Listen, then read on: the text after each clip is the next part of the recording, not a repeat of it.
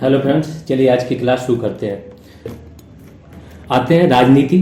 थोड़ा सा डिटेल में कुछ परिभाषाएं जाननी बहुत ज़रूरी है। जब परिभाषाएं जानोगे, उनका मतलब जानोगे तो आगे सारी चीज़ें समझोगे। तो राजनीति क्या होती है? राजनीति होती है, देखो, एक आप समाज में रह रहे हो। समाज में रह रहे हो तो समाज में एक दूसरे से, समाज क्या होता है? व्यक्ति एक या मनुष्य एक सामाजिक प्राणी है। अगर वो समाज में नहीं रह रहा है तो या तो भगवान है या फिर वो जानवर है। ये अरस्तु का कथन है, ठीक है। अब आप समाज में रह रहे हो तो समाज के लोग एक दूसरे को प्रभावित करते हैं, किसी न किसी प्रकार से जुड़े होते हैं। अगर नहीं भी प्रभावित कर रहे हैं तो देखो, आपका कोई लेना देना नहीं है, फिर भी क्या होता है कि आप अपने घर में के बाहर गंदगी कर रहे हो तो दूसरा आदमी अफेक्ट होगा। आप पॉल्यूशन फैला रहे हो तो दूसरा आदमी अफेक्ट होगा। तो समाज के लोग एक दूसरे से किसी न किसी प्रकार से जुड़े हुए होते हैं। तो इस सामाजिक सह अस्तित्व, जो एक दूसरे का सह अस्तित्व है, एक साथ रहने का, इसको बनाए रखने के लिए वो लोग क्या करते हैं? आपस में एक अंतर क्रिया करते हैं। अंतर क्रिया से अब आप लोग वाकिफ हो गए होंगे, क्योंकि इकोलॉजी में भी अंतर क्रिया पढ़ी थी लोगों ने, ठीक है। अंतर क्रिया मतलब एक दूसरे के प्रति कोई ना कोई क्रिया, डिपेंडेंसी। तो आपसी अंतर क्रिया का वह नीतिगत, ये नीति के द्वारा, पॉलिसी के द्वारा स्वरूप जो संस्थागत प्रयास। अब पॉलिसी बनेगी तो पॉलिसी में क्या, किसी इंस्टीट्यूशन की बात होगी कि कोई संस्था बनाई जाए। अब इंस्टीट्यूशन में आप लोग कंफ्यूज मत होइएगा। इंस्टीट्यूशन क्या होता है? जैसे प्रधानमंत्री का पद, ये एक इंस्टीट्यूशन है। संसद एक इंस्टीट्यूशन है। राष्ट्रपति एक इंस्टीट्यूशन है।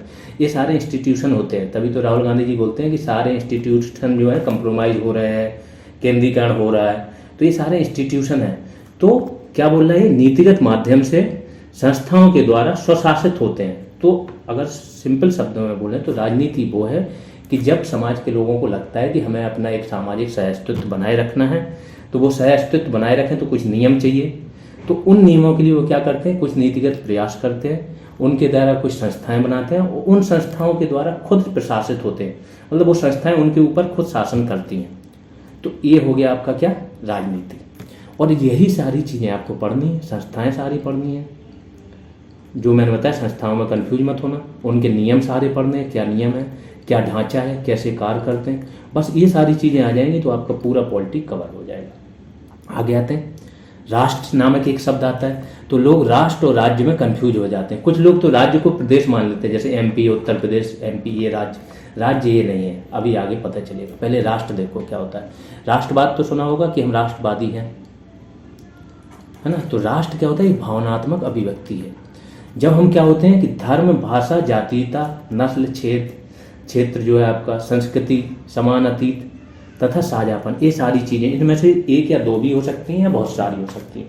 तो इनके ये जो कॉमन होती हैं, एक दूसरे में कॉमन चीज़ें होती हैं, इनके द्वारा बद्ध होते हैं, बंधे हुए होते हैं, ठीक है, भावनात्मक रूप से बंधे हुए होते हैं। तो इस पर क्या होता है? एक राष्ट्र का निर्माण होता है। ऐसा समुदाय जो धर्म, भाषा, जातीयता, नस्ल, क्षेत्र, संस्कृति या समान अतीत के आधार पर क्या होता है? एक दूसरे से जुड़ा हुआ होता है।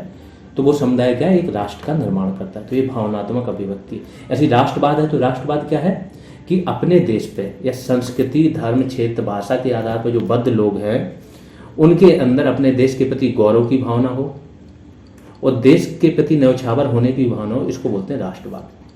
तो राष्ट्र और राष्ट्रवाद समझ में आ गया होगा। आगे आते हैं, राज्य। राज्य अलग चीज़ है, जो मैंने बताया था। राज्य एक्चुअली जहाँ पे भी राज्य आए तो उसको देश का लेना। पहली चीज़ तो देश की बात हो रही है। जहाँ पे भी राज्य शब्द आएगा उसको आपको प्रदेश नहीं लेना, देश लेना है। भारत की बात हो रही, ठीक है, या किसी और देश की बात होगी, राज्य होगा तो ठीक। इसके चार प्रमुख तत्व होते हैं। किसी स्थान विशेष को आप राज्य कब बोल सकते हो?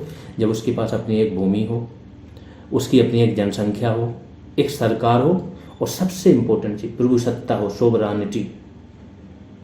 सोवरानिटी का मतलब क्या होता है कि आंतरिक और बाह्य निर्णय लेने में वो राज्य स्वतंत्र हो, ठीक है। अब जैसे पाकिस्तान है, आईएमएफ बोल रहा है कि आप अपना न्यूक्लियर मिसाइल प्रोग्राम है वो ख़त्म करो, long range nuclear missile programme. इस पर कहीं ना कहीं इंडिया का भी प्रभाव है और इजराइल का। बोल रहा है, मतलब आईएमएफ इनको बोल रहा है कि अगर आपको $1 अरब का लोन चाहिए तो ये काम करना होगा। लोन दे नहीं रहे, उनकी हालत ख़राब है। अभी कल परसों की रिपोर्ट आई है, 37 से 38% इन्फ्लेशन रेट है। ये परसेंटेज समझ रहे हो क्या होता है? ये पिछले, अगर 3 महीने का इन्फ्लेशन रेट निकला होगा तो पिछले 3 महीने में जो चीज़ 100 रुपये की बिक रही, अब वो 138 की बिक रही 3 महीने के अंदर। और ऐसा हर 3 महीने में हो रहा है। इतनी हालत ख़राब है वहाँ के लोगों की। और पूरे एशिया में सबसे ज़्यादा है, श्रीलंका से ज़्यादा इनकी हो गई। तो चलो, तो सोवरेनिटी होनी चाहिए, तो आप राज्य की परिभाषा में आते हो। अब आते हैं संविधान। संविधान क्या होता है? विशिष्ट कानूनी वैधता वाला एक विधिक दस्तावेज है संविधान। संविधान एक ऐसी देश की किताब है, अगर सिंपल शब्दों में बोलें तो यह देश की प्रमुख किताब है, जिसमें क्या होता है वर्णन सभी नियमों का जिसके द्वारा देश संचालित होगा, सभी संस्थानों का, जो इंस्टीट्यूशन की बात है, उनका ढांचा, संरचना, उनके लिए नियम, उनमें कौन कौन कार्य करेंगे क्या नहीं, वो सबका वर्णन होता है। तो वो क्या है? संविधान।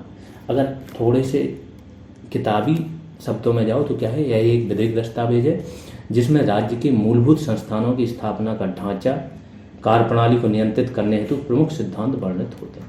संविधान बताता है कि देश कैसे चलेगा। संविधान देश की एक प्रकृति बताता है। जैसे भारत क्या है? धर्मनिरपेक्ष राज्य है, तो संविधान बता रहा है कि धर्मनिरपेक्ष राज्य, सभी धर्म के लोग यहाँ आसानी से स्वतंत्रता पूर्वक रह सकते हैं। ये, और अभी देखो, अभी आपको सिर्फ समझने की ज़रूरत है, ये आपके बहुत ज़्यादा काम का नहीं, लेकिन हल्की सी यहाँ से एक समझ बनेगी। समझ बनी रहेगी तो आगे की चीज़ें उससे जोड़ पाना बहुत आसान हो जाएगा। अब सीधा टॉपिक्स पे आ जाते हैं। इसमें टॉपिक आपको पढ़ना क्या क्या है, ठीक है? एक टॉपिक हमने 22 टॉपिक्स में डिवाइड कर दिया। हर दिन एक टॉपिक तो आपका मिनिमम हो गई होगा और 2 टॉपिक्स भी होंगे। जिस दिन मतलब जो टॉपिक छोटे होंगे वो 2-2 टॉपिक्स हो जाएंगे। तो सिंपल सी बात है, हमें 12 दिन के अंदर ये चीज़ें ख़त्म करनी है, तो हम ख़त्म करेंगे। अब आते हैं ऐतिहासिक पृष्ठभूमि। पहली चीज़ पढ़ोगे ऐतिहासिक पृष्ठभूमि किसकी? संविधान की। सब कुछ संविधान में है। संविधान में जो लिखा है भाग वाइज भाग, उसी को पढ़ते जाओगे, आपकी पॉलिटी खत्म हो जाएगी। उसमें क्या पढ़ोगे? अनुच्छेद पढ़ोगे, नियम पढ़ोगे, एक्सेप्शन पढ़ोगे, कोर्ट केसेज पढ़ोगे, यही सारी चीज़ें, कौन है क्या नहीं है, क्या योग्यता है क्या निर्योग्यता है, कैसे कार्य प्रणाली है। तो हर एक चीज़ जो टॉपिक उठाएंगे उसके अंदर जो है हम हर एक चीज़ पर बात करेंगे, ठीक है? संविधान सभा ऐतिहासिक पृष्ठभूमि क्या? 1773 का पहला अधिनियम आया था, रेगुलेटिंग एक्ट। यहाँ से भारत में कानून द्वारा शासन की प्रक्रिया शुरू हुई थी। अंग्रेज थे, 1765 में इलाहाबाद की संधि हुई थी। 1765 से 72 तक आपका क्या हुआ था? बहुत ध्यान से सुनना, ये वीडियो थोड़ा लॉन्ग हो जाएगा क्योंकि मैं बहुत एलेबोरेट कर दूंगा हर टॉपिक को कि इसके अंदर आपको पढ़ना क्या है, ठीक है? तो ऐतिहासिक पृष्ठभूमि, हम इतिहास में जाते हैं कि कब भारत में ये चीज़ें शुरू हुई। 1765 से 1772 तक, जब तक वारेन हेस्टिंग्स नहीं आया था, ठीक है, तब तक द्वैत शासन चल रहा था। अब वारेन हेस्टिंग्स आ गया तो 1773 का रेगुलेटिंग एक्ट आया। यहाँ पे क्या हुआ कि यहाँ पे इन्होंने एक बोर्ड ऑफ कंट्रोल तो 84 में बना था। यहाँ पे इन्होंने बोल दिया कि जो वित्त मंत्री है और विदेश मंत्री हैं, इनको आपको रिपोर्ट करना होगा। कंपनी के जो प्रशासनिक काम है और राज्य सरकार, उनको अलग कर दिया था इन्होंने। प्लस कलकत्ता में एक सुप्रीम कोर्ट का निर्माण किया था। इतनी सी चीज़ें हुई थी और बंगाल के गवर्नर को गवर्नर जनरल ऑफ बंगाल बोला गया। ये सारी चीज़ें हिस्ट्री में बहुत डिटेल में पढ़ोगे, आपको चूंकि कनेक्ट करना है तो बता रहा हूँ। फिर 1784 विलियम पिट्स यहाँ के क्या थे? पीएम थे ब्रिटेन के, तो पिट्स इंडिया एक्ट आया था। फिर धीमे धीमे आते गए थे, तो जो इम्पोर्टेंट है 1813 का है वो पढ़ोगे, 1833 का है, 53 का है।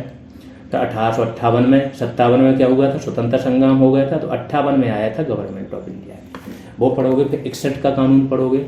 इसके बाद 1909 का इंपॉर्टेंट है, वो देखोगे। 1919 का जो आपका मॉन्टेग्यू चेम्सफोर्ड है वो देखोगे। 1935 आखिरी अधिनियम होगा। इस अधिनियम के ही 70% पोर्शन इन्होंने संविधान में ले लिए।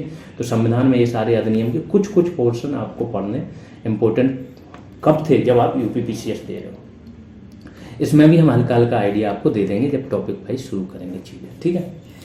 लेकिन मेनली मैंने क्या बताया कि मेनली आपका कोर्स यहाँ से शुरू होगा। ये तो मैंने इसलिए बता दिया कि आपकी एक कनेक्टिविटी बने। अब दूसरा आपका है संविधान सभा। संविधान सभा, यहाँ पे सुन लेना हर एक चीज़, जो मैं बोलता हूँ उसको नोट जरूर करते जाना। 10 दिन आप अपनी जो ओवर स्मार्टनेस है उसको अलग रख लेना, उसको तब लागू करना जब इतना आप कवर करते चले जाओ।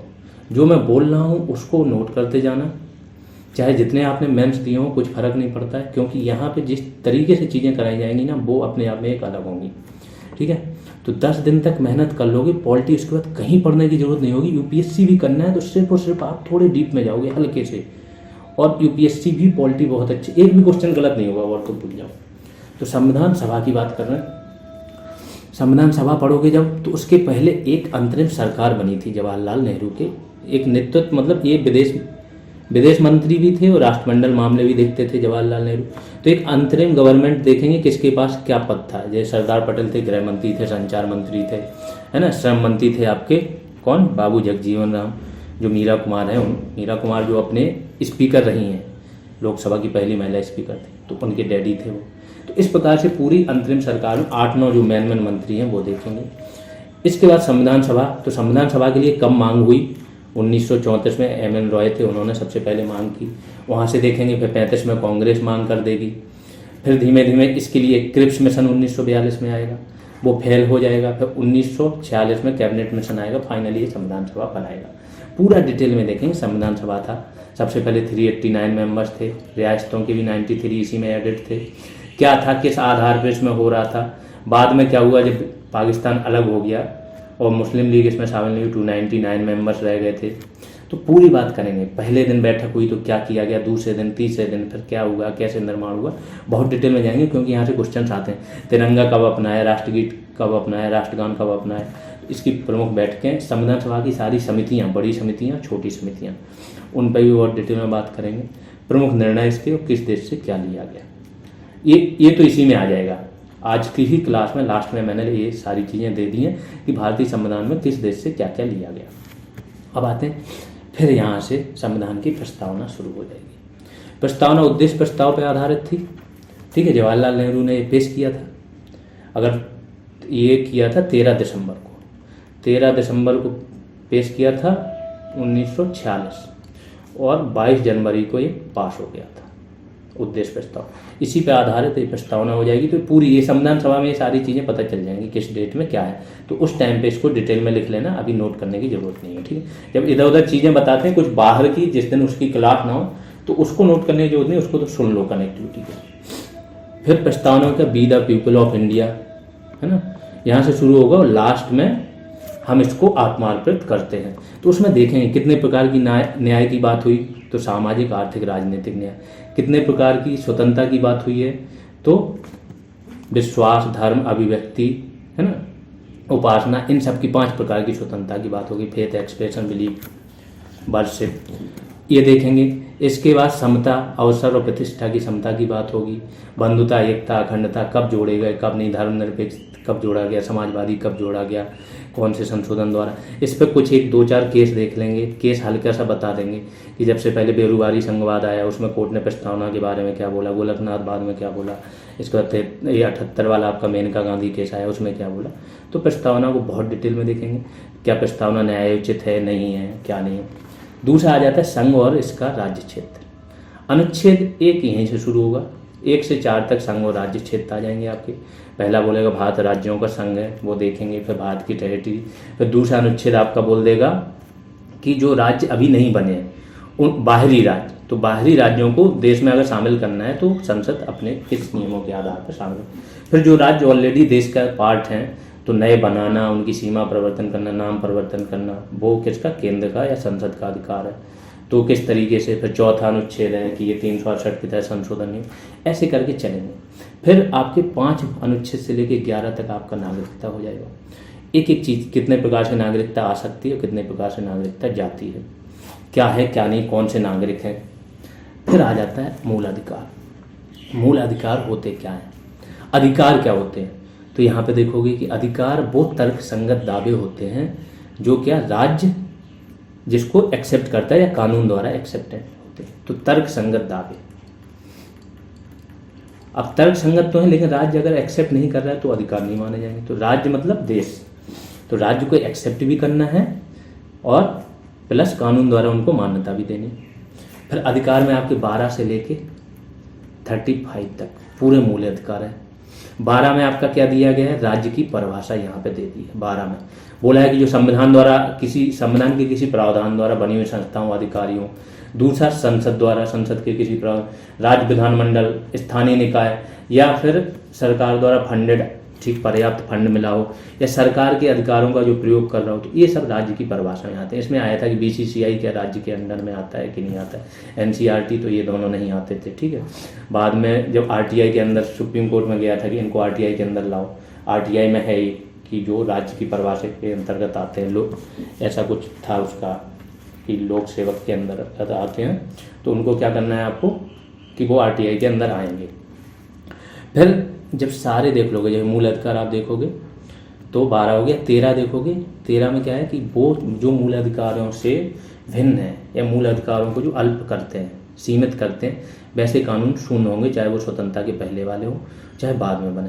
तो इसमें अलग है, सेपरेबिलिटी है, इक्लिप्स है, वो चीज़ें उस मात्रा तक शून्य हो जाएंगी, रूढ़ी हो चाहे वो प्रथा हो चाहे वो, ये डिटेल में पढ़ेंगे। फिर इसके बाद 14 आ जाएंगे, right to equality, all are equal before law. फिर 15 पे आ जाएंगे कि 15 में क्या है कि सार्वजनिक स्थानों पर धर्म, जाति, मूलवंश, लिंग और जन्म स्थान, इन 5 जो हैं उनके आधार पर भेदभाव नहीं किया जाएगा।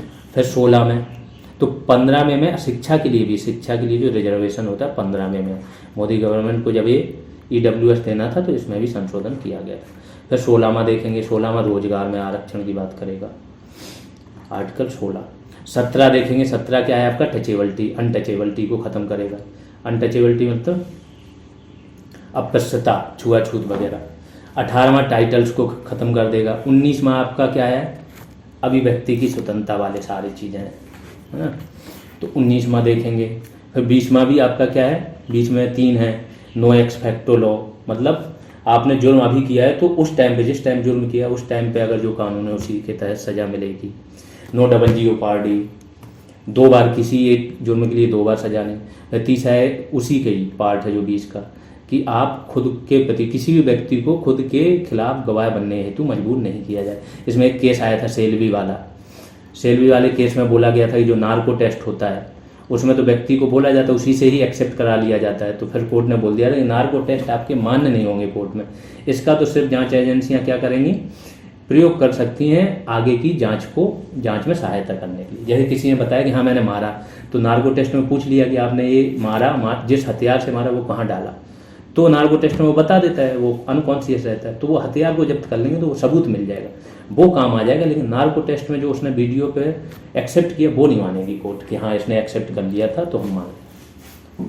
इस प्रकार से देखेंगे कुछ एक केस वगैरह। अब ये चीज़ें लग रही होंगी इतनी ब्रॉड है, कैसे होंगी, नहीं, बड़े आराम से हो जाएंगे, टेंशन मतलब मैंने इसका बड़ा अच्छे से शॉर्ट फॉर्म बना रखा है, पर जितना बोलता जाऊँ समझते जाना, आपका लेवल बोल ला के रख देंगे कि आप उन लोगों के सामने बैठ के डायरेक्ट बात करोगे जो अपने आप को बहुत बड़े महारथी समझ रहे हो, दिन भर चैट करते रहते हैं, दिन भर इधर उधर, ये क्वेश्चन गलत है, नहीं मैंने ये कर लिया, वो 10 दिन में ही आपका अलग ही चीज़ें चेंज हो जाएंगी, वो भी 10 दिन के अंदर। फिर राज्य के नीति निर्देशक तत्व देखेंगे, 36 से लेकर 51 तक है, एक एक नीति निर्देशक तत्व देखेंगे हम। 36 में बात करेगा कि राज्य की परिभाषा वही है जो कहाँ दी गई थी, 12 में। 37 में बोलेगा कि ये आपके प्रवर्तनीय नहीं है, तो ये बताएंगे। एक सप्रूव कमेटी बनी थी 1944 में, इसने बोला था कि 2 टाइप के अधिकार होने चाहिए, एक होने चाहिए आपके कौन से, न्यायोचित जो मूल अधिकार होगा, एक गैर न्यायोचित होने चाहिए। तो इसी आधार पे आपके नीति निर्देशक तत्व आपके क्या गैर न्यायोचित हो गए और वो आपके मूल अधिकार न्यायोचित हो गए। ठीक, मूल अधिकार आपके USA के संविधान से लिए गए, ये किससे लिए गए नीति निर्देशक तत्व, आयरलैंड के से। आयरलैंड ने भी इसको कहाँ से लिया था, स्पेन से। तो ये सारी चीज़ें डिटेल में पूरे एक एक नीति निर्देशक तत्व पे बात होगी। 37 से लेकर 38 में जैसे बोला है कि जो राज्य है वो असमानताओं को दूर करने की बात करेगी।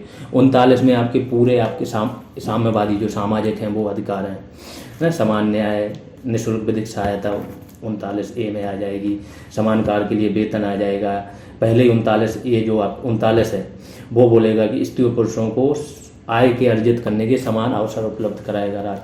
तो एक एक उस पर बात करेंगे। बालकों के लिए है 41, 42, 44 गांधी जी वाला है, जो 40वां है गांधी जी वाला कि जो गांव हैं उनको क्या करना है, स्वशासन का केंद्र बनाए, इसलिए पंचायती राज अधिनियम आए, ये सब वो बहुत डिटेल में देखेंगे।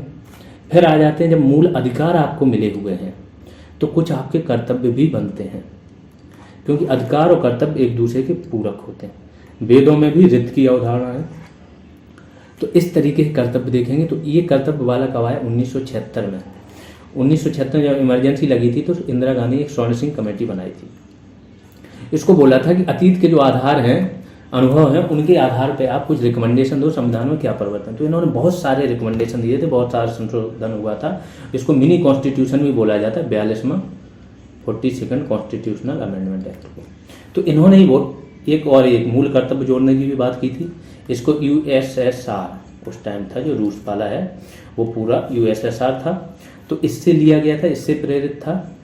इससे इन्होंने करके बोला था कि 8 जो है मूल कर्तव्य जोड़ो, और अगर इनको ना माने तो दंड की बात की थी, लेकिन फाइनली 10 जोड़े गए थे और दंड जैसी कोई बात नहीं हुई थी। फिर संविधान का संशोधन, ये संविधान का संशोधन लास्ट का पार्ट है, वो हम बाद में देखेंगे। 368 वाला है।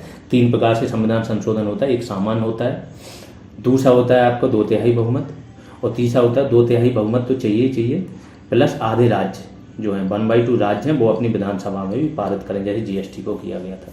तो तीनों पे बात करेंगे, कब क्या है, कौन सी चीज़ का क्या किया जाता है। जैसे आपका ये है संघ और राज्य क्षेत्र, तो जब इसका परिवर्तन करते हैं तो ये आपका 368 के अंतर्गत नहीं आता है, मतलब ये संविधान संशोधन माना ही नहीं जाता है, इसको संसद द्वारा सामान्य बहुमत से पारित कर दिया।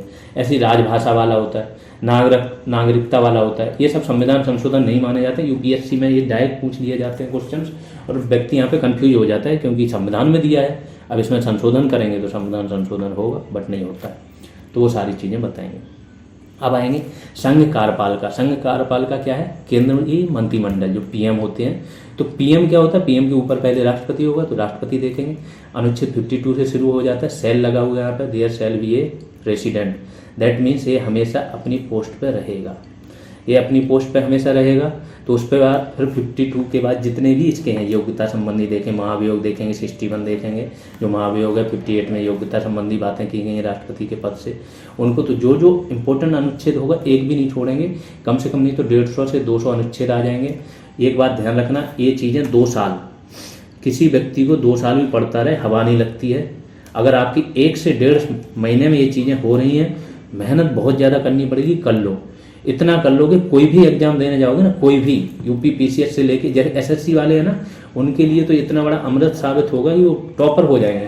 क्योंकि आपके प्री और मेंस में क्या आप जीएस आने लगी है 25 नंबर, सिर्फ 1.5 महीने की ये तैयारी कर लो। अगर आप एसएससी वाले हो, जो भी जहाँ पे भी जीएस आता है, आप यहाँ पे 22 नंबर से 20-22 नंबर से कम कभी लाओगे ही नहीं स्टैटिक जीके में।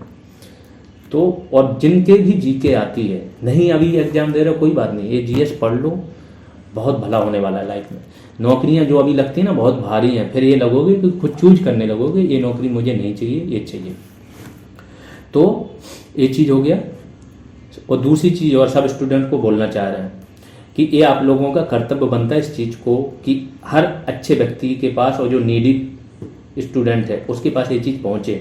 तो जो भी आपके आसपास हैं आप इस चीज़ को जरूर बताओ, इस चैनल के बारे में बताओ, इस ऐप के बारे में बताओ, वहाँ तक पहुँचे। देखो चीज़ें अच्छी पहुँचने से आप इनसिक्योर मत होइए, आप मेहनत कर रहे हो, आपका हो गई होगा। इनसिक्योर होने की बात नहीं है, लेकिन अच्छी पहुँचने से क्या होगा, आपके लिए आगे चीज़ें बेटर हो जाएंगी। अगर बहुत सारे लोग जुड़ते हैं तो हम क्या करेंगे, स्टूडियो बना देंगे रूम पर ही। इसका कम से कम 5 से 6 लाख रुपए खर्च आता है स्टूडियो बनाने का, लेकिन स्टूडियो हो जाएगा तो फिर सारी चीज़ें आपकी क्या होगी कि ये सब आपने कर लिया, प्रीलिम्स की आपकी तैयारी हो चुकी है, मेंस की होगी तो इस बार तो आप दोगे नहीं यूपी पीसीएस का प्रीलिम, लेकिन इतना मैं श्योर बोल रहा हूँ, इतना पढ़ने के बाद अगले साल आप प्रीलिम्स देने से रुकोगे नहीं। और ये दे के अगर आपने प्रीलिम्स के पहले 1 महीने का एक क्रैश कोर्स चला देंगे वैल्यू एडिशन टाइप का, वो हो गया आपका आराम से निकलेगा। और मेंस की फिर करा दी तैयारी, तो ये सारी चीज़ें बहुत इजी हो जाएंगी। टेस्ट सीरीज वगैरह एक टीम रख लेंगे 8 से 10 मेंबर्स की, सब चीज़ें आसान हो जाएंगी। जब ये संस्थान थोड़ा आगे बढ़ेगा, लोगों तक पहुँचेगा, सब लोगों की जिम्मेदारी है। जितने भी लोग दिल से ये मानते हैं कि हाँ पढ़ाई हुई है और बहुत अच्छी पढ़ाई हो रही है, उनकी ये भी जिम्मेदारी बनती है, मोरल ड्यूटी बनती है कि आप इस चीज़ को सबके पास फैलाओ, सबके पास पहुँचने दो। इससे आपको बहुत बेटर चीज़ें मिलेंगी। हो सकता है आप यहाँ पे अभी पीसीएस का भी नहीं सोचो, पीसीएस सोचो, आगे और सोचो। और हाँ, हम आपको हर उस स्टेज तक ले जा सकते हैं जो यहाँ पे मैक्सिमम लेवल ऑफ एग्जाम होता है। फिर आते हैं पीएम का देखेंगे तो राष्ट्रपति उपराष्ट्रपति बारे में बहुत डिटेल में देखेंगे, इसकी विधायी शक्तियाँ देखेंगे, इसके बाद कार्यकारी शक्तियाँ देखेंगे, वित्तीय न्यायिक शक्तियाँ देखेंगे। जो राष्ट्रपति क्षमा करता है, उपहार प्रतिलंबन करता है इसका किसी भी सजा का, है ना, तो सजा के बारे में सारी चीज़ें देखेंगे कि ये क्या करता है, प्रविलंबन, क्षमा, लघुकरण, विराम, हर एक चीज़ का मतलब क्या होता है, कितनी क्षमा माफ कर सकता है। उपराष्ट्रपति का देखेंगे, जब राष्ट्रपति नहीं होते हैं तो उपराष्ट्रपति क्या करते हैं। उपराष्ट्रपति का पद इन्होंने कहाँ से लिया, यूएसए से। राष्ट्रपति को एज ए सर्वोच्च कमांडर सेना का बनाया गया, वो भी यूएसए से प्रेरित थे। तो वो सारी चीज़ें देखेंगे। फिर पीएम का देखेंगे, पीएम की सारी शक्तियाँ क्या है, कैसे क्या करता है, किसको चुन सकते हैं, क्या राष्ट्रपति किसी को पीएम चुन सकता है, पीएम को राष्ट्रपति क्या बर्खास्त कर, बहुत डिटेल में आप जान जाओगे। और फिर मंत्रिमंडल, मंत्रिमंडलीय समितियाँ, फिर आ जाएगा राज्य कार्यपालिका, तो जो अपन संघ कार्यपालिका केंद्र के स्तर पर देखेंगे वही राज्य के स्तर पर देखेंगे, राज्यपाल देखेंगे। राज्यपाल का विवादित पद देखेंगे, क्यों है विवादित पद। अनुच्छेद 200 देखेंगे, अनुच्छेद 200 के तहत ही राष्ट्रपति के लिए आरक्षित कर देता है, तो वो सारी चीज़ें। फिर सीएम का देखेंगे, मुख्यमंत्री का, केंद्र द्वारा केंद्र की शक्तियाँ, इनकी शक्तियाँ, तो हल्का सा आपको अंतर भी पता चल जाएगा क्या है। फिर केंद्रीय विधायिका, विधायिका और कार्यपालिका में अंतर है। विधायिका होता है जहाँ कानून बनाए जाते हैं, मतलब संसद। कार्यपालिका होती है वो कानून को लागू करती है। कार्यपालिका मतलब सरकार। संसद और सरकार अंतर है, संसद में आपके विपक्ष भी आ जाता है और हर चीज़ आ जाती है। तो केंद्रीय विधायिका में आपके संसद, जिसमें लोकसभा और राज्यसभा, राष्ट्रपति भी इसका भाग होता है संसद का। तो लोकसभा देखेंगे, राज्यसभा देखेंगे, ये देखेंगे कि लोकसभा के अनुच्छेद के तहत आ रही, राज्यसभा के अनुच्छेद के तहत आ रही। लोकसभा के कितने सदस्य हैं? 543 अगर चुने जाते हैं तो क्या 543 नहीं, 552 थे। 2 एंग्लो भारतीय थे, वो अभी समाप्त कर दिया गया मोदी गवर्नमेंट ने, तो 550 मान लो, लेकिन अभी उतनी ही रहता है। ये सीटों की संख्या टोटल अगर बोला जाए तो 552 ही है, लेकिन चुने जाते हैं 543। ऐसी राज्यसभा में आपके 250 है, लेकिन 245 चुने जाते हैं। वो पूरा डिटेल में देखेंगे। दोनों की कार्यप्रणाली, कौन से बिल होते हैं, बिल कैसे आया जाता है, शून्यकाल कब होता है, प्रश्नकाल कब होता है, इसके बाद अल्प सूचना के प्रश्न, तारांकित प्रश्न, अतारांकित प्रश्न, इसके बाद निंदा प्रस्ताव कैसे होता है, विश्वास प्रस्ताव कैसे पारित होता है, और भी जितने प्रस्ताव हैं, प्रस्ताव होता क्या है ना, संकल्प क्या होता है, कैसे स्पीकर कैसे कार्य करता है, स्पीकर चुना कैसे जाता है, हटता कैसे, बहुत डिटेल में हर एक चीज़ देखेंगे। जो टॉपिक आएगा उसको बहुत डिटेल में ख़त्म करते हुए चले जाएंगे। प्रमुख संसदीय समितियां सारी देखेंगे। संसदीय समितियां जैसे लोक लेखा समिति होगी, प्राक्कलन समिति होगी, कब बनी, क्या है, कितने मेंबर्स होते हैं, विपक्ष वाला अध्यक्ष होता है कि जो सरकार में वो होता है। फिर राज्य विधानमंडल, सेम चीज़, ऊपर का विधानमंडल देख लिया, तो विधानसभा देखें, 169 देखेंगे, जहाँ पे विधान परिषद है 169 के तहत अनुच्छेद, तो कहाँ पे है, कैसे बनाई जा सकती है, और विधानसभा तो हर जगह है ही है, विधान परिषद जो आपकी कितने जगह है, क्या है। फिर उच्चतम न्यायालय, अनुच्छेद 124 से 147 तक पूरे देखेंगे उच्चतम न्यायालय का। तो उच्चतम न्यायालय के जो मुख्य अनुच्छेद हैं उनको तो देख ही लेंगे, क्या है, क्या योग्यता है, कैसे बन सकते हो जज, जजों का कार्य क्या है। अनुच्छेद 129 के तहत अभिलेख रिकॉर्ड न्यायालय की तरह कार्य करता है। 143 के तहत क्या करता है, 142 जो सबसे बड़ा अनुच्छेद मिला हुआ है, इसमें सुप्रीम कोर्ट के पास असीमित शक्ति होती है। अनुच्छेद 142 में वो देखेंगे, राष्ट्रपति से कब, राष्ट्रपति उच्चतम न्यायालय से कब परामर्श ले सकता है, कब डायरेक्ट आप सुप्रीम कोर्ट जा सकते हो, जैसे 32 है अनुच्छेद, उसके तहत 226 के तहत आप हाई कोर्ट जा सकते हो अगर आपके मूल अधिकारों का उल्लंघन होगा। तो ये डिटेल हम देखेंगे। उच्च न्यायालय का भी सेम काम देखेंगे, क्या योग्यता चाहिए, क्या नहीं चाहिए, और ये एक एक टॉपिक बहुत डिटेल में, जो टॉपिक उठाएंगे उसके बारे में जो चीज़ें होंगी वो करते जाएंगे। अब संघीय कार्य प्रणाली, संघवाद, मतलब ये आपका कौशल, तीनों सूचियाँ आ गई। 7वीं अनुसूची की बात हो रही है यहाँ पे, तो यहाँ पे संघ सूची, राज्य सूची और संवर्ती सूची, उसकी बात करेंगे। दोनों के संबंध क्या है, वित्त आयोग क्या है, वित्त आयोग कैसे काम करता है, कैसे केंद्र राज्यों को निर्देश देता है, कंट्रोल रखता है, वो सारी। संघवाद मतलब क्या होता है, 2 स्तर पर सरकार, केंद्र और राज्य, वो डिटेल में देखें। फिर पंचायतें, पंचायतें क्या है, 73वां कॉन्स्टिट्यूशनल अमेंडमेंट एक्ट, और ये 74वां। तो इसके देखेंगे, इसके जितने विषय हैं, पंचायतों को 29 विषय दिए गए वो देखेंगे, इनको 18 विषय दिए गए हैं तो वो देखेंगे। एक एक अनुच्छेद देखेंगे, किस अनुच्छेद के तहत आपको रिजर्वेशन पंचायतों में मिला है, महिलाओं को कहाँ से मिला है, अनुसूचित जाति जनजाति के लिए आरक्षण कहाँ से मिला है, क्या कार्य करती हैं, तो इनको डिटेल में देख लें। अब देखो, इतनी डिटेल में इसलिए जाना है क्योंकि ये 1/2 एक तो नेगेटिव मार्किंग है। दूसरी चीज़, हम जब तैयारी करते हैं तो हमारा सिंपल सा फंडा रहता है, एक भी क्वेश्चन ना छूटे। हम उस एक क्वेश्चन के लिए फाइट करते हैं जो बाकी लोग छोड़ देते हैं। 70% तक तो हर लोग सोच लेता है, जैसे कुछ दिखा नहीं रहे थे कि देखिए आंसर से ये भी आया वो आया। अरे आप एक एक क्वेश्चन दिखा के क्या करोगे, 10 क्वेश्चन 20 मिल गए, 50 मिल गए, चलो 70 मिल गए, 70 से सिलेक्शन थोड़ी हो रहा था। 70 अगर आपको किसी के टीचर ने पढ़ाया उससे मिल भी गए तो उसमें क्या करोगे, 10-12 तो आप गलत करके आ जाओ, नेगेटिव काट के 40 पे आ गए, बैठिए घर, है ना। तो हमारी फाइट ही है कि अगर हमने टारगेट, जैसे कट ऑफ जा रहा है 80, तो हमारी फाइट 80 के बाद है उस एक एक क्वेश्चन को सही करना। फिर आपातकालीन प्रावधान, जो राष्ट्रपति शासन लगता है, इसके बाद जो 2 प्रकार से आपके क्या लगते हैं, राष्ट्रीय आपातकाल, वो देखेंगे। वित्तीय आपातकाल देखेंगे, 360 देखेंगे, 352 देखेंगे अनुच्छेद, और 356 देखेंगे। ये सारी चीज़ें देखेंगे कि जो आपके आपातकालीन प्रावधान में जो मूल अधिकार निलंबित होते हैं 20-21 को छोड़ के सब निलंबित हो जाते हैं, 19वां युद्ध तथा बाह्य आक्रमण के समय ही केवल निलंबित होते हैं। वो सब चीज़ें डिटेल में कब आपातकाल लगा सकते हो, आपातकाल के लिए अब तो लिखित कर दिया जो आपका राष्ट्रीय आपातकाल है। राज्य आपातकाल किस बेस पे लगा सकते हो, क्या राज्यपाल रिपोर्ट देता है, इन सब चीज़ों पर चर्चा होगी। फिर देखेंगे संवैधानिक निकाय और अन्य निकाय। संवैधानिक निकाय में क्या आ जाएगा आपका चुनाव आयोग, यूपीएससी कैसे होता है, कितने सदस्य होते हैं, किस अनुच्छेद के तहत दिया। अन्य निकाय में आपके क्या आ जाते हैं, मानवाधिकार आयोग आ गया, महिला आयोग आ गया, ओबीसी आयोग आ गया, नहीं ओबीसी तो अब उसको वो मिल गया, संवैधानिक दर्जा मिल गया, ठीक है। तो ये सारी चीज़ें देखें। फिर अगला आ गया जो नालसा, राष्ट्रीय कानूनी सेवा प्राधिकरण। ये नालसा की स्थापना हुई थी 1987 के आसपास। तो नालसा ने बहुत सारी चीज़ें की हैं, वो देखें, लोक अदालतें, राष्ट्रीय कानून सेवा प्राधिकरण, और भी चीज़ें होती हैं, पंचायत अदालतें, न्यायालय, परिवार न्यायालय, तो वो सब देखें कैसे कार्य करते हैं, क्या क्या। फिर जनजातीय क्षेत्रों का प्रशासन, जो आपने पेशा एक्ट पढ़ा होगा, एक तो पेशा एक्ट है, दूसरा यहाँ पे स्वायत्त परिषदें होती हैं। तो स्वायत्त क्षेत्रीय परिषदें देखेंगे कैसे कार्य करती हैं। तो 5वीं और 6वीं अनुसूची में आ जाएगा कि 5वीं अनुसूची में, 6वीं अनुसूची में असम, त्रिपुरा, मेघालय, मिजोरम ये आएंगे, तो इनको देखें। और लास्ट में देखें राजनीतिक दल, क्योंकि हाल ही में क्या हुआ, आम आदमी पार्टी, आप, इसको क्या मिला है, राष्ट्रीय पार्टी का दर्जा मिला है। और जो आपकी 2-3 पार्टी थी जैसे टीएमसी हो गया, एनसीपी हो गया, इनका क्या है, इन्होंने छीन लिया है राष्ट्रीय पार्टी का दर्जा। तो ये पता होना चाहिए कि कितने वोट शेयर हों तब वो राजनीतिक दल राष्ट्रीय पार्टी बनता है, कितने राज्यों में अगर वो राज्य पार्टी हो गई तो राष्ट्रीय पार्टी बन जाएगी। तो इस पर हल्का सा चर्चा कर लेंगे और फाइनली यहाँ पे आपका खत्म हो जाएगा पॉलिटी।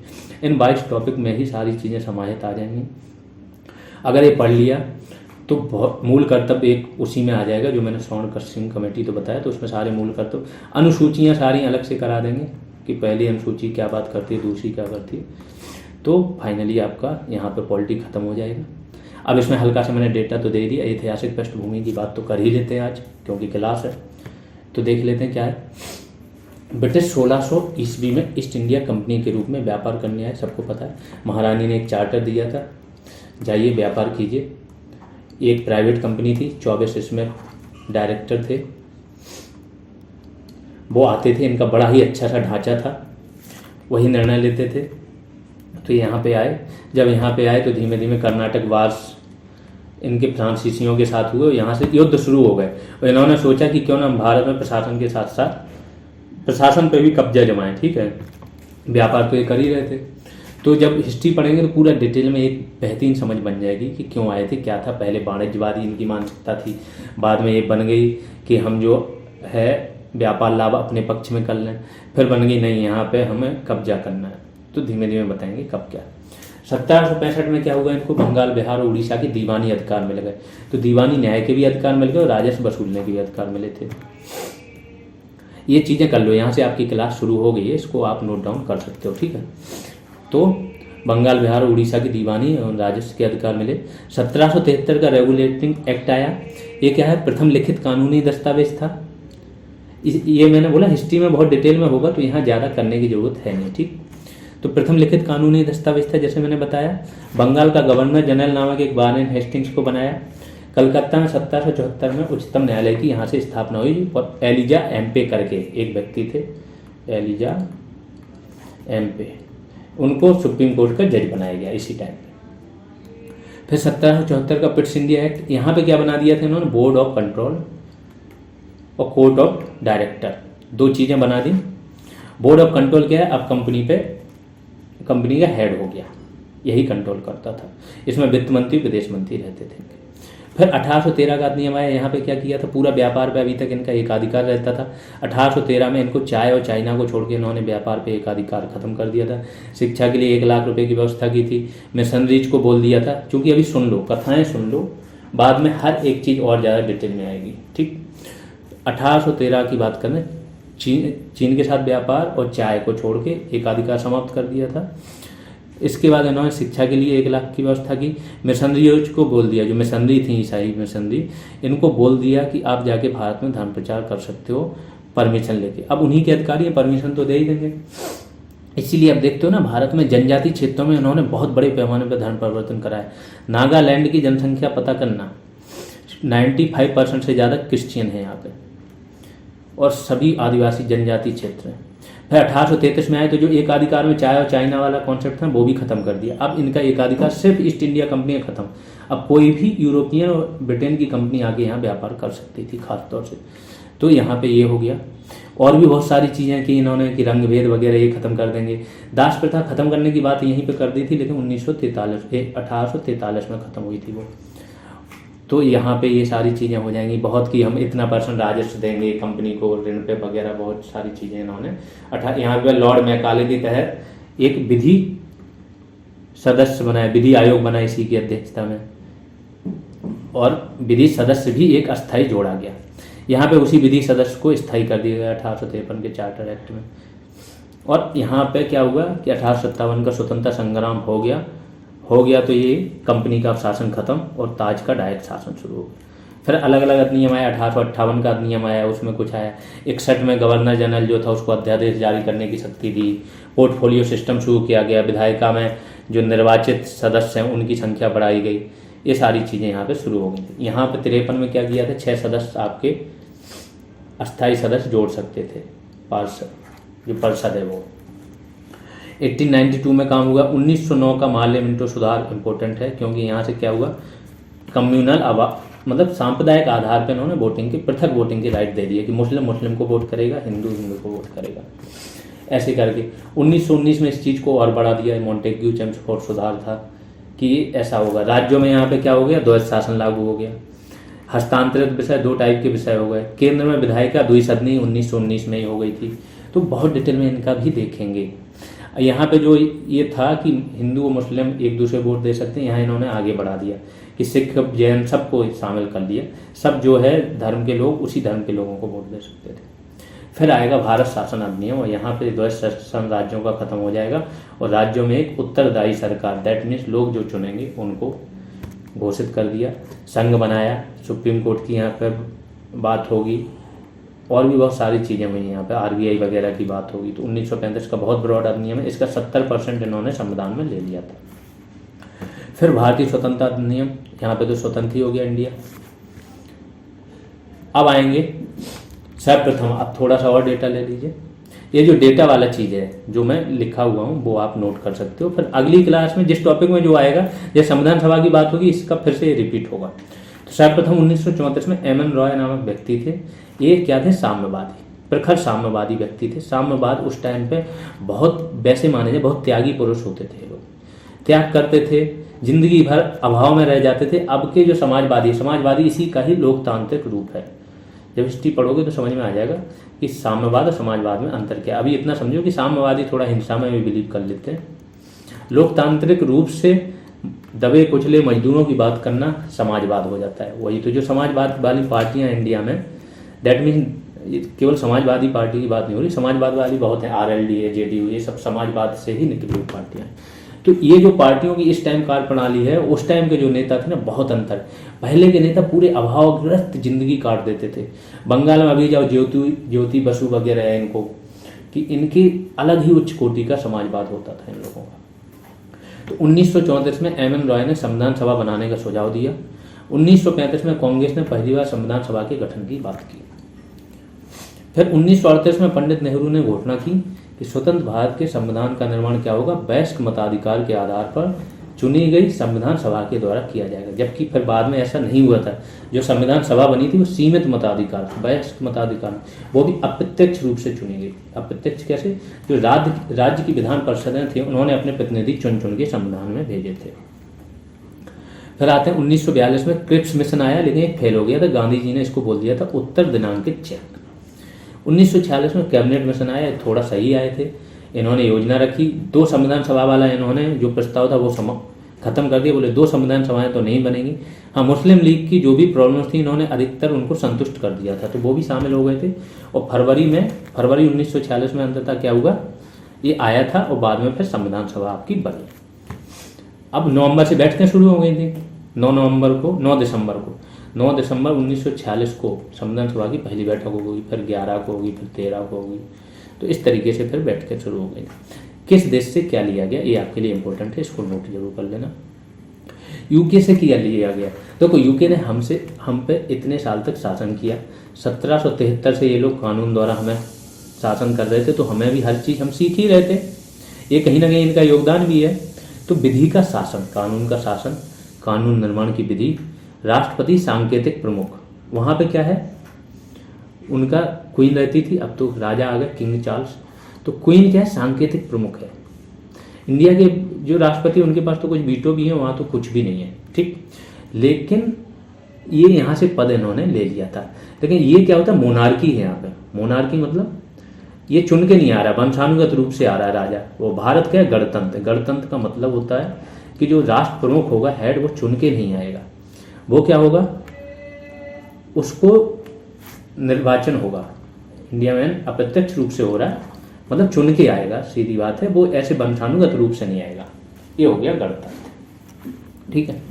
अब आते हैं संसदीय स्वरूप भी यहाँ से लिया कि जो संसद वाली अवधारणा है, 2 सदन है, निचला सदन ज़्यादा इंपॉर्टेंट है, ये सारी चीज़ें कहाँ से, यहीं से ली। कैबिनेट प्रणाली, पोर्टफोलियो सिस्टम, द्विसदनीय संसद, पीएम का पद भी यहाँ से लिया, क्योंकि पीएम क्या है, सबसे स्ट्रॉन्ग है, कार्यपालिका में गवर्नमेंट, हेड ऑफ गवर्नमेंट होता है, निचला सदन अधिक शक्तिशाली। ये सारी चीज़ें इन्होंने कहाँ से, यूके के संविधान से उठा ली। फिर यूएसए से आते हैं। यूएसए का संविधान दुनिया का पहला लिखित संविधान था, तो हमने भी इनसे ले लिया लिखित संविधान। प्रस्तावना, जो प्रस्तावना है वो भी हमने इन्हीं से लिए और प्रस्तावना डाली। मौलिक अधिकार वाला काम इन्हीं से ही किया। राज्यसभा के पदेन अध्यक्ष के रूप में उपराष्ट्रपति, जो उपराष्ट्रपति होता है वहाँ का भी उपराष्ट्रपति जो होता है, सीनेट का क्या होता है, पदेन अध्यक्ष होता है, तो ये भी यहाँ से इन्होंने लिया। एक चीज़ और ली, जो राष्ट्रपति होता है तीनों सेना का सैन्य कमांडर होता है, वो भी यहाँ से लिया है, राष्ट्रपति एज अ सैन्य कमांडर। इस चीज़ को, एक एक चीज़ को नोट करते जाना, ठीक है। अब आते हैं उच्चतम न्यायालय, न्यायिक स्वतंत्रता, न्यायिक पुनर्विलोकन या न्यायिक समीक्षा जिसको बोलते हैं, ये सारी चीज़ें इनने यूएसए से ही ली हैं। यूएसए का सुप्रीम कोर्ट बहुत मजबूत है, सुप्रीम कोर्ट तो भूल जाओ, यूएसए के हर कोर्ट मजबूत है। अभी देखें ना, ट्रंप को एक जिला कोर्ट ने बुला लिया था, एक जिला कोर्ट ने ट्रंप को, पूर्व राष्ट्रपति को बुला लिया। सोचो, यहाँ कोई जिला कोर्ट तो भूल जाओ, हाई कोर्ट भी पूर्व प्रधानमंत्री को बुलाने से पहले कई बार सोचता है, ठीक है। तो न्यायपालिका की स्वतंत्रता और न्यायिक समीक्षा। फिर यूएसएसआर, सोवियत संघ जो था, सोवियत यूनियन, तो उससे क्या हुआ, इससे सिर्फ और सिर्फ मौलिक कर्तव्य लिए थे जो सोनसिंग कमेटी ने रिकमेंडेशन दिए थे उसके अलावा। ऑस्ट्रेलिया से संवर्ती सूची, संवर्ती सूची जानते हो, जिसपे केंद्र और राज्य दोनों क्या कानून बना सकते हैं, वो थी संवर्ती सूची। प्रस्तावना की भाषा, देखो प्रस्तावना लिया तो अमेरिका से, लेकिन इसकी भाषा क्या होगी ना, वो ऑस्ट्रेलिया से ली गई, तो ये इंपॉर्टेंट है, ये याद रखना। व्यापार और वाणिज्य की स्वतंत्रता, ये बहुत इंपॉर्टेंट है, व्यापार और वाणिज्य की स्वतंत्रता। ये देखो आर्टिकल 19 पे चले जाओ, आर्टिकल 19 में क्या है आपका, अभिव्यक्ति की स्वतंत्रता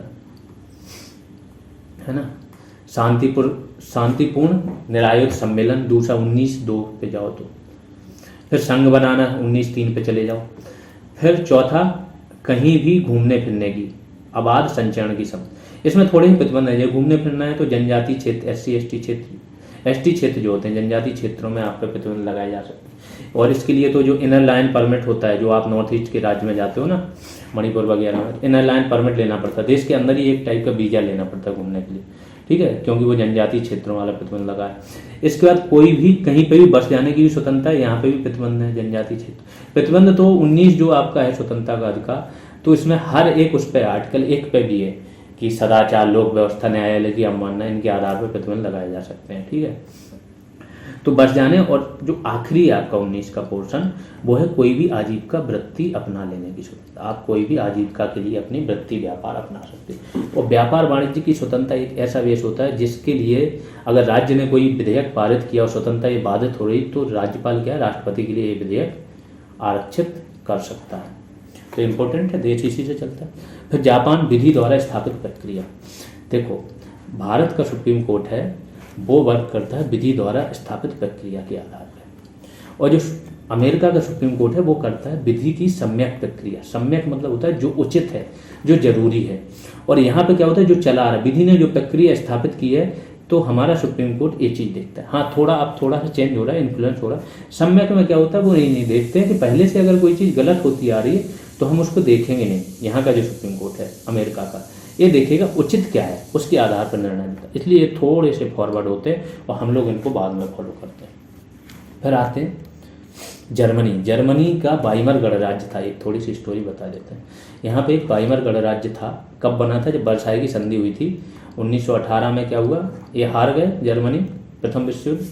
फिर वर्साई की संधि हुई, उसके बाद पेरिस की संधि हुई। तो इस संधि में जो पेरिस शांति सम्मेलन हुआ उसके बाद, तो यहाँ पे इन्होंने जो लोग जीते थे उन्होंने यहाँ पे एक वाइमर गणराज्य बना दिया। उन्हीं से ही संधि पे क्या हस्ताक्षर करा लिया। ये बड़ा ही अनपॉपुलर हुआ था और इसी ने ही आपातकाल के दौरान मौलिक अधिकारों के निलंबन की चीज़ें बना दी कि आपातकाल के दौरान मौलिक अधिकार निलंबन होंगे। इन्होंने अपने संविधान में डाला और हमने यहीं से ले लिया। अब कनाडा पे आते हैं। कनाडा से जो हमने संघीय व्यवस्था है ना, ढांचा कि राज्य क्या है, राज्य भी हो, केंद्र भी हो, शक्तियों में विभाजन हो, लेकिन केंद्र मजबूत हो, प्लस अवशिष्ट शक्तियाँ, जो अवशिष्ट वो होती हैं जिनका कहीं वर्णन ना हो, किसी सूची में वर्णन ना हो, वो अवशिष्ट हो गए। ये किसके पास हो? केंद्र के पास। अब ये इतनी चीज़ें, यही बोले कॉन्सेप्ट अगर आप पढ़ भी लोगे ना, कॉन्सेप्ट कोई दे नहीं पाएगा। कितने भी अच्छे टीचर के पास चले जाओ, या तो वो यूपीएससी वाला होगा, उसी विषय का होगा, वो भी हर विषय का, तो कोई कितना भी बेस्ट टीचर हो नहीं दे पाएगा। ठीक है, तो अवशिष्ट शक्तियाँ कहाँ हैं? आपके केंद्र में। ये सब कहाँ से लिया? कनाडा से। आयरलैंड से क्या लिया? नीति निर्देशक तत्व। नीति निर्देशक क्या है? राज्य को, देखो ये न्यायोचित नहीं होते, राज्य को एक प्रकार के निर्देश दिए गए कि आप इस प्रकार की विधियां बनाइए, ऐसे देश का भला होगा। तो ये आर्थिक और सामाजिक न्याय के लिए पूरे काम होते हैं नीति निर्देशक तत्व के।